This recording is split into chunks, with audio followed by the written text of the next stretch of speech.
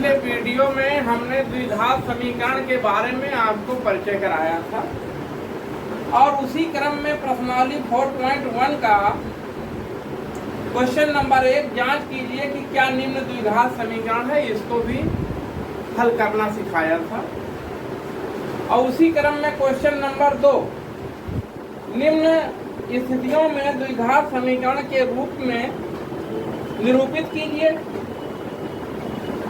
उसमें दूसरे का पहला पार्ट और दूसरा पार्ट बताया था, तीसरा पार्ट इस वीडियो में देखिए और ध्यान से इस क्वेश्चन को आप पढ़िए। सब पढ़ने से दिमाग में क्वेश्चन अपने आप रिपीट हो जाता है, फिर सोचने की क्षमता हो जाती है, क्वेश्चन आसान हो जाता है, लगाने के लिए हमारे अंदर सक्षमता आ जाती है पूरी तरीके से सोचने की। देखो जैसे दूसरे का थर्ड पार्ट, रोहन की माँ उससे 26 वर्ष बड़ी है, उसकी आयु वर्षों में का गुणनफल अब से 3 वर्ष पश्चात 360 हो जाएगी। हमें रोहन की वर्तमान आयु ज्ञात करनी है। अगर कहीं पूर्व लिखा रहता है तो घट जाता है, पश्चात लिखा रहता है तो जुड़ जाता है। अब देखो तो मान लो रोहन की वर्तमान आयु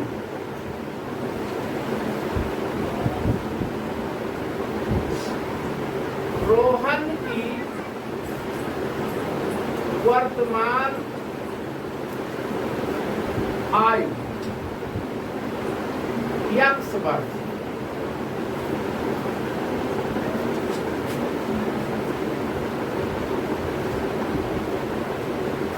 रोहन के माँ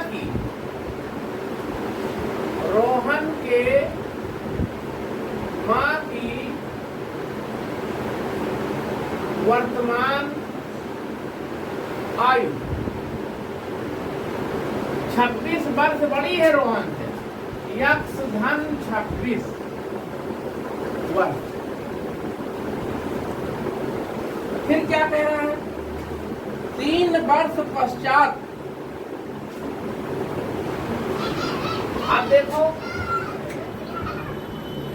3 वर्ष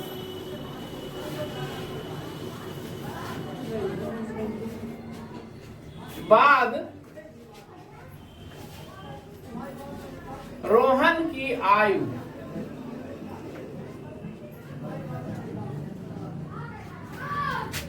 x प्लस 3 वर्ष। 3 वर्ष बाद या पश्चात रोहन की माँ की आयु x धन 26 प्लस 3 वर्ष, अर्थात x प्लस 29 वर्ष। प्रश्नानुसार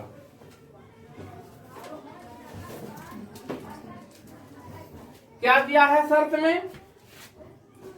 रोहन की माँ उससे 26 वर्ष बड़ी है, उसकी आयु वर्षों में का गुणनफल अब से 3 वर्ष पश्चात 360 आ जाएगी।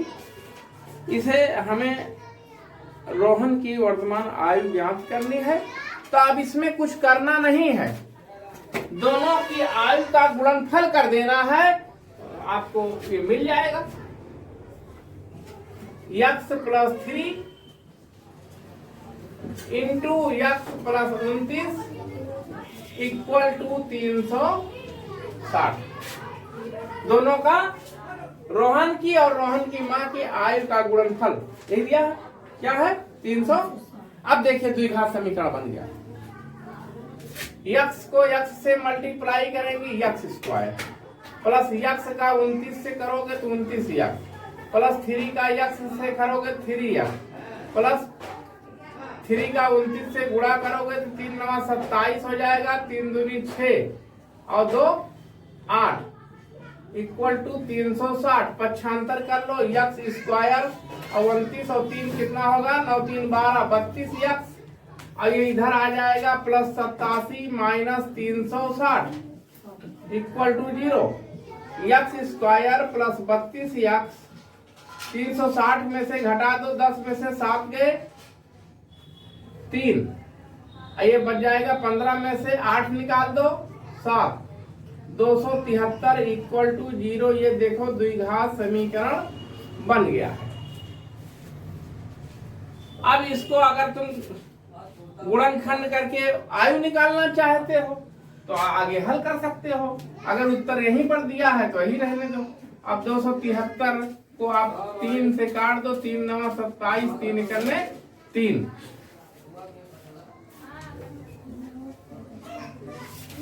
13 सते 91। अब 32 लाना है, 13 तिया 39 माइनस 7 कितना होगा? 32 आएगा कि नहीं आएगा? तो 273 को आप ऐसे विभाजित कर लोगे,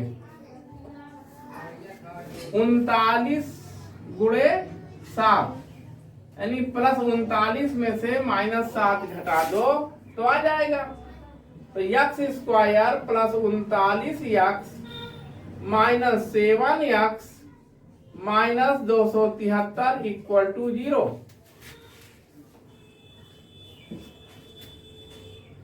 x स्क्वायर ये है तो इसमें से x कॉमन लो, x प्लस 39 यहाँ 7 कॉमन ले लोगे तो x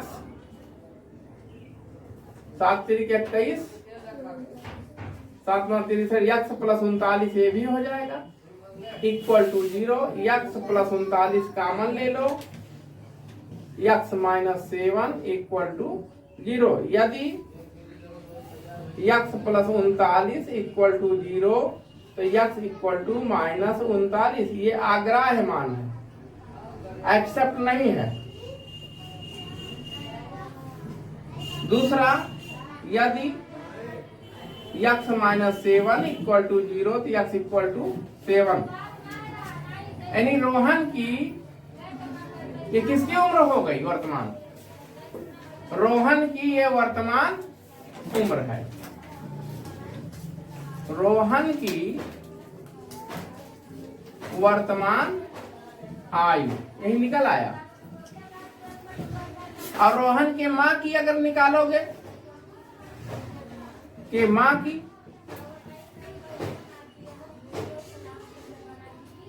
x प्लस 26 आपने सुना था, तो x आया 7 प्लस 26 7 6 13, कितने वर्ष की हो जाएगी उसकी माँ? 33 वर्ष। यानी रोहन 7 वर्ष का, उसकी माँ 33 वर्ष की है। क्वेश्चन नंबर प्रश्नावली 4.1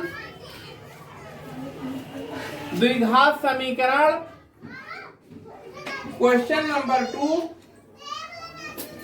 पार्ट 4। इस क्वेश्चन को भी बार बार पढ़ो तो दिमाग में बैठ जाएगा।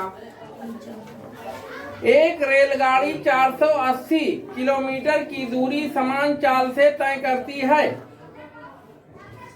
बैठे हो रेलगाड़ी पे कि नहीं बैठे हो? नहीं बैठे हो अभी तक। यदि इसकी चाल 8 किलोमीटर प्रति घंटा कम होती है तो वह उसी दूरी को तय करने में 3 घंटे अधिक लेती है। हमें रेलगाड़ी की चाल ज्ञात करनी है। तो मान लो रेलगाड़ी की चाल, माना रेलगाड़ी की चाल x किलोमीटर प्रति घंटा।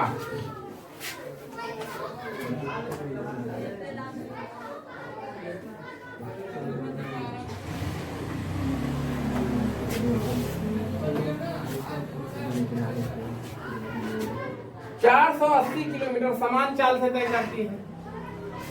480 किलोमीटर की दूरी तय करने में लगा समय सामान्य चाल से कर रही दूरी तय 480 किलोमीटर दूरी तय करने में लगा समय। समय बराबर क्या होता है बच्चों? दूरी बटा चाल। क्या होता है? दूरी बटा, तो 480 बटा यक्स क्या हो जाएगा? आवर, घंटा। यक्स लिख दो ना।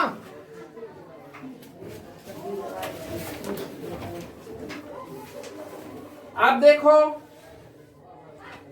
यदि इसकी चाल 8 किलोमीटर प्रति घंटा कम होती है तो दूरी को 3 घंटे, 8 किलोमीटर प्रति मतलब कम करने में, चाल को कम करने में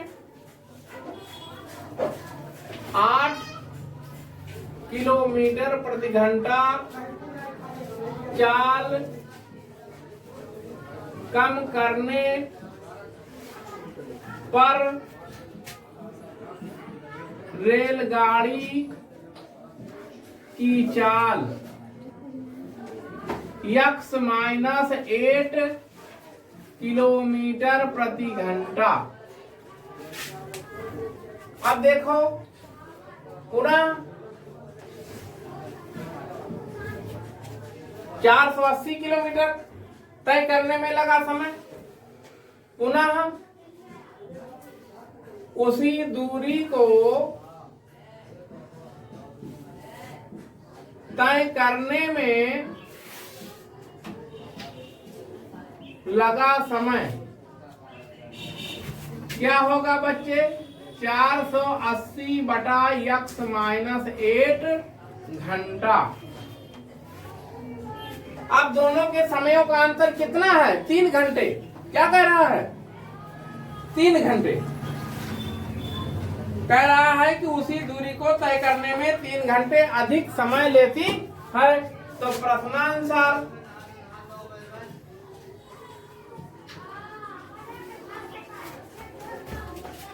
ये देखो यक्स माइनस 8 है, ये राशि छोटी हो गई, भाग दोगे तो ज्यादा आएगा। ये राशि यक्स है, बड़ी है, भाग दोगे तो कम आएगा। तो इसका मतलब ये राशि बड़ी हो गई, ये छोटी हो गई। तो इसमें से इसको घटा के बराबर 3 लिख दो ना, घंटा। तो समयों का अंतर दिया है 480 बटा यक्स माइनस 8 माइनस 480 बटा यक्स इक्वल टू 3। ये घटा हो गया। अब इसको हल कर लो। लघुत्तम यक्स माइनस 8 इंटू यक्स, 480 आप यहाँ कॉमन ले लो तो इससे भाग दोगे, ये बचेगा, इसका गुणा 1 में होगा तो ये हो जाएगा यक्स माइनस। अब इसका गुणा इसके यहाँ हो जाएगा, क्योंकि इससे कटेगा ये तो ये गुणा इससे कर देंगे। तो माइनस यक्स प्लस 8 हो जाएगा, चिन्ह बदल जाएगा, इक्वल टू 3 या 3/1 लिख सकते हो। ये देखो इससे कट जाएगा। 480 गुणे 8, इसका गुणा कर दो, x square minus 8 equal to 3/1। 3 से चाहो तो तुम काट सकते हो, 3 एकन्ने 3, 3 एकन्ने 3, 1 आएगा, 3 छक 18 0। गाड़ी की चाल यक्स किलोमीटर प्रति घंटा, तो 480 किलोमीटर की दूरी तय करने में लगा समय, समय बराबर दूरी बटा चाल। तो 480 बटा यक्स घंटा आवर लिखा है। इसी प्रकार 8 किलोमीटर प्रति घंटा चाल कम कर लेती है, तब उस समय रेलगाड़ी की चाल क्या होगी? यक्स माइनस 8 किलोमीटर प्रति घंटा। पुनः उसी दूरी यानी 480 किलोमीटर की दूरी तय करने में लगा समय, तो 480 बटा यक्स माइनस 8 घंटा। अब दोनों के समयों में अंतर क्या है? 3 कम कर लेती है तो 3 घंटा अधिक समय उसमें दिया है। तो इसमें से इसको घटा दो, इक्वल टू 3 कर दो। अब इसमें करना क्या है? ये एलसीएम हो गया, इससे भाग दोगे, ये कट जाएगा। 480 पहले दोनों में से कॉमन ले लो, तो देखो इस यक्स का गुणा इसमें होगा, इसका गुणा इसमें होगा। 480 बाहर निकल गया, इसलिए दोनों 1 है। तो आप देखो ये ऋण चिन्ह जब इसका गुणा इधर 1 में होगा तो ये ऋण चिन्ह अंदर जाएगा, तो ये ऋण हो गया, ये वाला क्या होगा? धन हो जाएगा। तो ये दोनों कट गए। अब 3 से इसको भी काट दो, देखो 3 एकन्ने 3, 3 छक्का 18, 0 160 हुआ। तिरछा क्या करोगे अब गुणा कर दो तो ये हो जाएगा x स्क्वायर माइनस 8x और 16 अट्ठे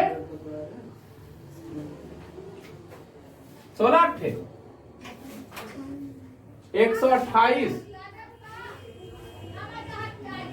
तो ये कितना आ जाएगा 1280। अब इसको पक्षांतर करो,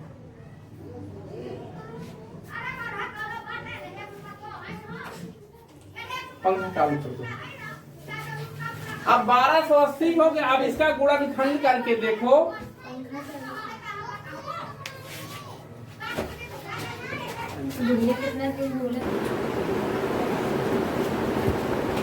प्रश्नावली 4.1 द्विघात समीकरण से जो संबंधित क्वेश्चन थे हमने सबको सॉल्व कराया और भली भांति आप समझ गए होंगे। अब आगे आपको पढ़ना है गुणनखंडों द्वारा द्विघात समीकरण हल करना।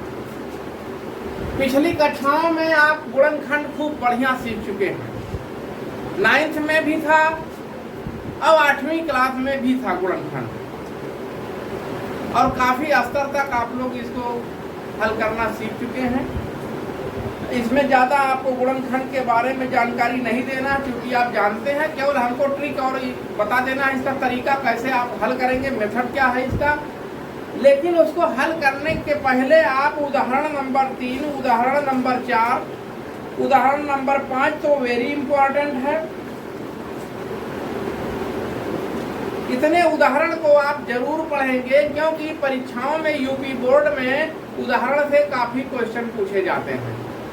और एनसीईआरटी की बुक है, इसी से सारे सिलेबस आपके जो दिए गए हैं, इसी से आपको क्वेश्चन भी मिलेगा। आउट क्वेश्चन बहुत कम ही मिलते हैं, और जो रहेगा आपका पढ़ा हुआ रहेगा। और अब तक मैं जितना पढ़ा रहा हूँ, जिसपे भी एक बार इम्पोर्टेंट कह दिया तो उसको बार बार आप रिपीट करिए, क्योंकि बोर्ड परीक्षाओं में लगभग 100% के करीब सारे हमारे पढ़ाए हुए क्वेश्चन मिल जाते हैं।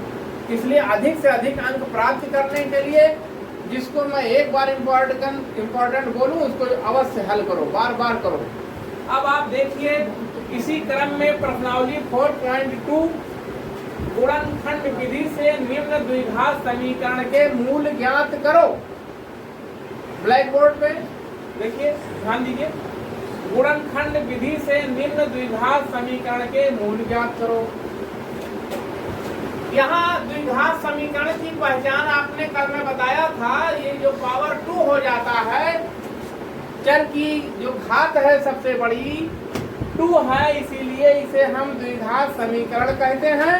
और ये अगर ये जो पावर होता है, इससे सिद्ध होता है कि इसके 2 मूल निकलेंगे, यानी x को हल करने पर x की 2 वैल्यू आपको प्राप्त होगी।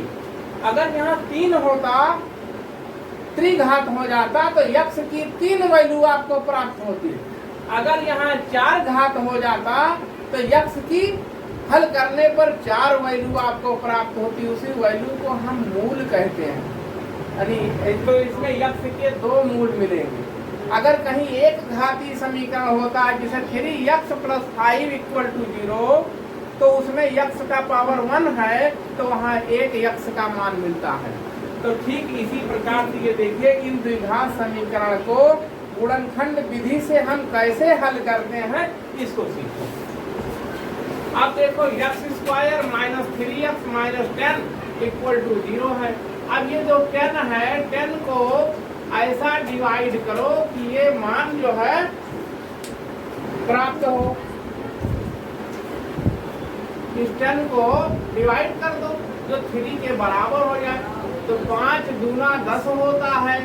अब देखो ये माइनस प्राप्त करना है, जिसको माइनस कर दोगे इसको प्लस कर दोगे, -5 में से +2 निकल जाएगा, तो उत्तर -3x के बराबर हो जाएगा। तो अब डायरेक्ट सीखो, एक अच्छा 10 में आ गए हो, अब डायरेक्ट लिखो -5x + 2x -10 = 0।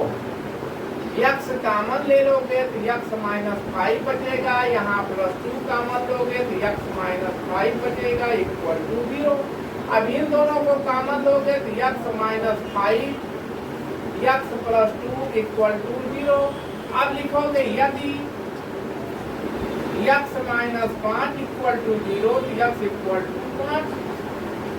इसी प्रकार x प्लस 2 इक्वल टू 0 तो x equal to minus 2।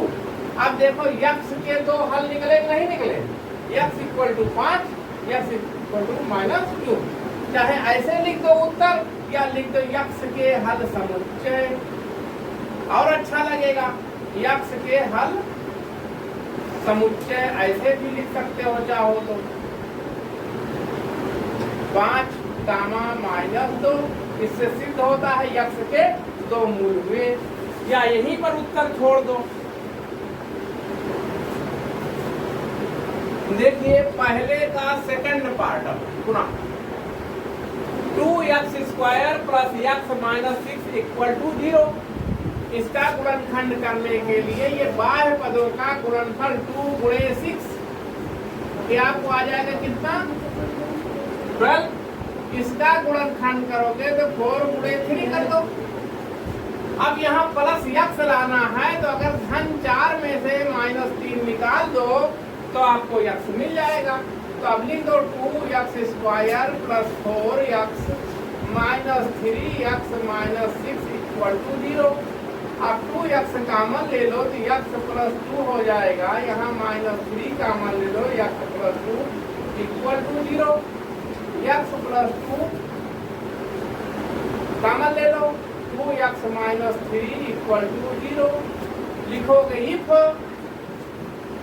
x plus 2 equal to 0, इसको इधर कर दो माइनस 2 हो जाएगा। इसको भी इफ यदि 2x minus 3 equal to 0 2x equal to 3 x equal to 3/2। ये दोनों इसके x के मूल मिल गए। x के मूल मिल गए। आप लिख सकते x के हल समुच्चय इस रूप में भी लिख सकते हो। इसके मान को माइनस 2 गामा 3/2। ये दोनों मूल क्लियर हो गए। क्वेश्चन नंबर 1 उसका third part. Question number 1 third part under root 2x square plus 7x plus 5 root 2 equal to 0। क्या करेंगे इसमें बाह्य पदों का गुणनफल कर लीजिए। देखिए अंडर रूट 2 5 रूट 2 का गुणा 2 होता है कितना आएगा 10। इसको 7x के बराबर करना है तो इसको आप तोड़ सकते हो 5 2 में, और ये 7 लाने के लिए दोनों को प्लस प्लस करना पड़ेगा। अब देखो root 2x square plus 5x plus 2x plus 5 root 2 equal to 0।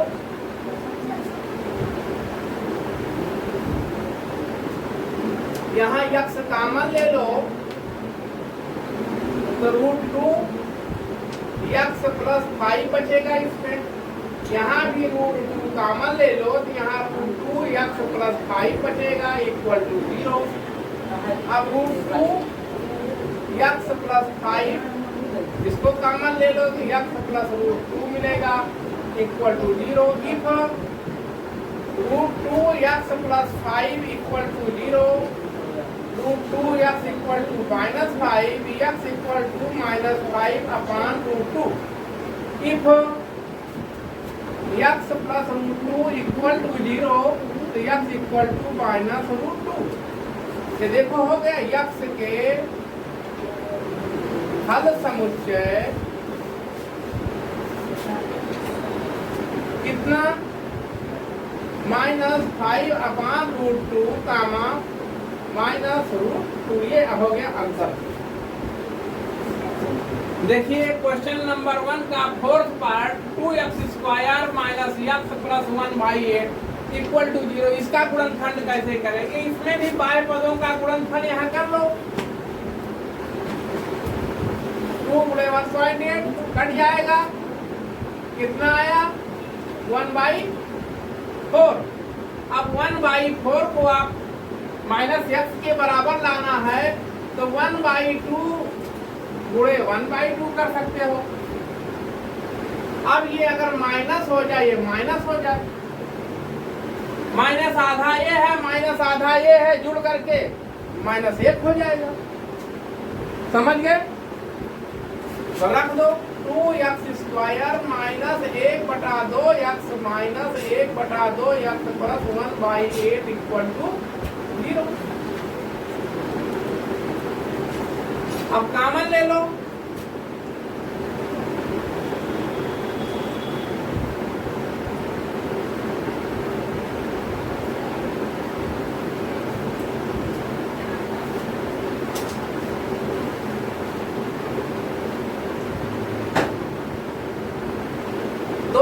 ले लो और x कॉमन ले लो, तो 2x कॉमन ले लो, यहाँ क्या बचा x, और यहाँ क्या हो जाएगा कॉमन लेने का मतलब भाग होता है, 1/4 हो जाएगा। यहाँ माइनस 1/2 कॉमन ले लो तो यहाँ बचेगा x, यहाँ कॉमन लेने का मतलब भाग हो जाएगा, 1/4 हो जाएगा इक्वल टू 0। अब इन दोनों को कॉमन ले लो, 1/4 2x minus 1/2 equal to 0. If x minus 1/4 equal to 0, x equal to 1/4. If 2x minus 1/2 equal to 0, 2x equal to 1/2. x equal to 1/4 इधर चला जाएगा। अब x के हल समुच्चय चाहे लिखना चाहे ना लिखना, ये थोड़ा लिखने से एग्जामिनर आपको अंक अच्छे देंगे, क्योंकि ये क्लियर हो जाता है कि बच्चा जो है सॉल्यूशन को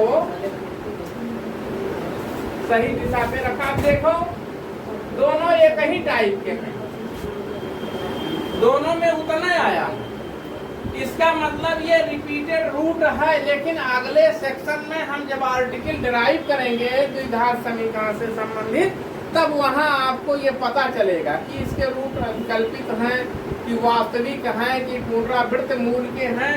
तो इसको एक ही बार लिख सकते हो या ऐसे ही कर सकते हो, जिस आधार पे चाहो, मान एक ही है दोनों का।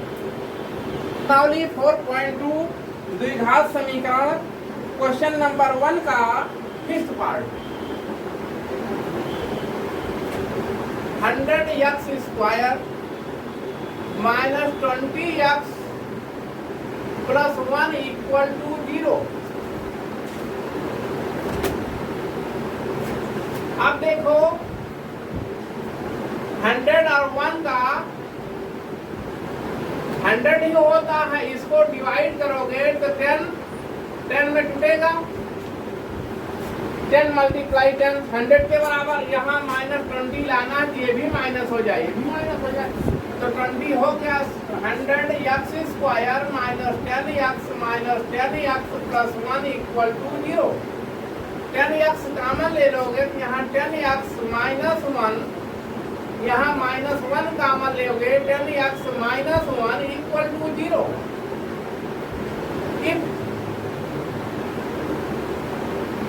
नहीं कॉमन ले लो पहले 10x माइनस 1, और ये भी हो जाएगा 10x माइनस 1 इक्वल टू 0। ये suppose that 10x repeated root वाले हैं, ये 10x माइनस 1 का whole square equal to whole square ले लीजिए, 10x minus 1 equal to 0, 10x equal to minus 1, x equal to 1/10। तो इसका मतलब ये एक मूल नहीं है। अगर x1 सपोज दैट एक आ गया तो x2 भी 1/10 आएगा, क्योंकि यहाँ दोनों से वही होता है। ये रिपीटेड रूट हो गए, पुनरावृत्त मूल के अंतर्गत आ गए, यानी x की जो दोनों वैल्यू एक ही होगी, 1/10 1/10। यही आंसर हो गया।